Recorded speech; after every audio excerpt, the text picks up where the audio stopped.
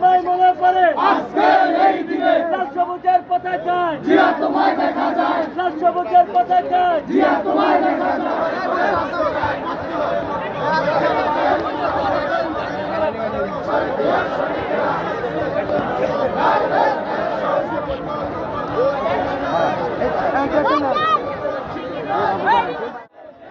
14 December শহীদ বুদ্ধিজীবী দিবস। এই দিবস উপলক্ষে মিরপুরের বুদ্ধিজীবী স্মৃতিসৌধে শহীদদের প্রতি শ্রদ্ধা জানানোর জন্য লাখো জনতার ঢল নামে। ঢাকা মহানগর উত্তর মৎস্যজীবী দলের সকল নেতৃবৃন্দের সাথে হাজির হয় সাবেক মৎস্যজীবী দলের কেন্দ্রীয় কমিটির সদস্য সচিব জনাব আব্দুর রহিম সাহেব। তিনি বলেন, আজ ঐতিহাসিক বুদ্ধিজীবী দিবস। স্বাধীনতার উষালগ্নে তৎকালীন শাসক গোষ্ঠী এই দেশের কৃতি সন্তানদেরকে হত্যার মাধ্যমে দেশকে মেধাশূন্য করার যে পরিকল্পনা করেছিলেন, আজকে সেই দিন।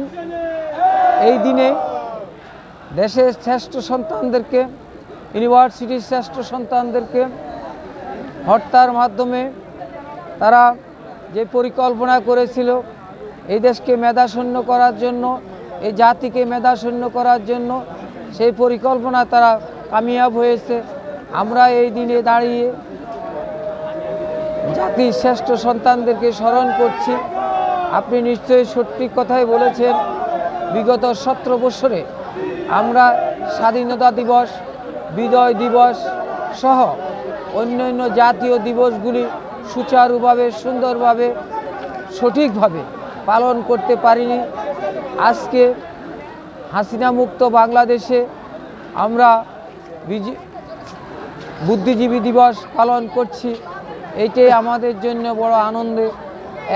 একদিকে সুখের, আরেকদিকে আনন্দের। সুখের দিন হলো আমরা জাতি শ্রেষ্ঠ সন্তানদেরকে হারিয়েছি,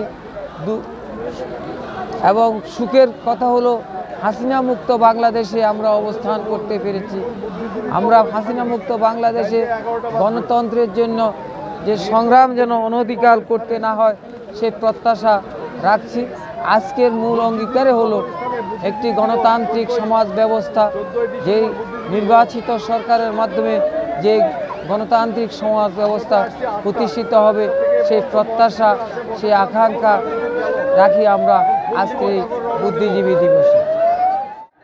বক্তব্য শেষে ঢাকা মহানগর উত্তর মৎস্যজীবী দলের সকল নেতৃবৃন্দকে নিয়ে শহীদদের প্রতি সম্মান জানানোর জন্য ফুল দিয়ে শ্রদ্ধা নিবেদন করেন কেন্দ্রীয় কমিটি মৎস্যজীবী দলের সাবেক সদস্য সচিব জনাব আব্দুর রহিম সাহেব।